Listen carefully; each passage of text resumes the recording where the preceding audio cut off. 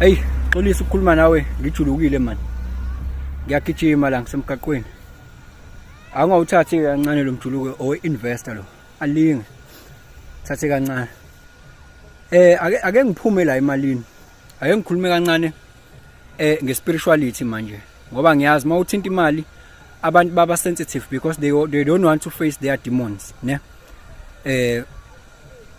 Ama emotions nemali, those are two interchangeable things. That is why money, moon, emotions, those are one and the same thing, or they belong to the same WhatsApp group.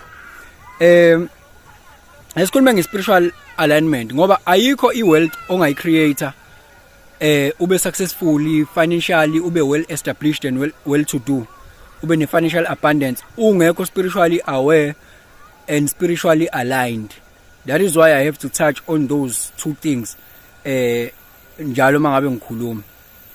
So thina sakhruva kakhulu ukuthi emaklabhini fethu siyazi ukuthi eklabhini einganeni nje akukhuluma amazwi akho lapha, kukhuluma amandla akho lapha ya. Ukuthi ukhuluma kahle wena uyaziwa awuqonywa awushela isebenzi le yanto, kusebenza amandla akho lapha ya.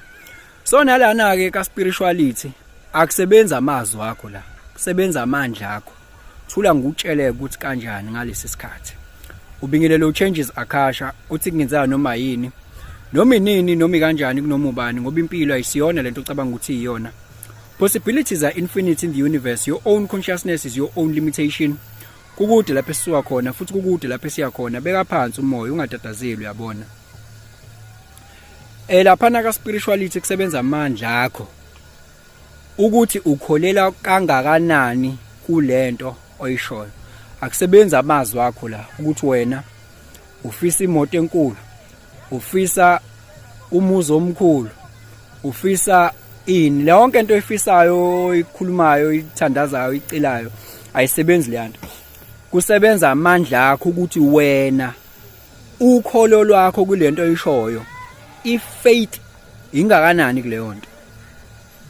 Okokuqala lokho ekumele ukuthi ukukeep in mind ukuthi by saying this is what you want, you are just blowing the hot air.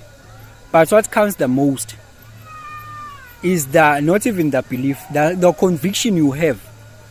That is why sisho ukuthi mawuthandaza uyakhomanda kunjalo, because you have to train yourself to say I know ukuthi this thing is like this.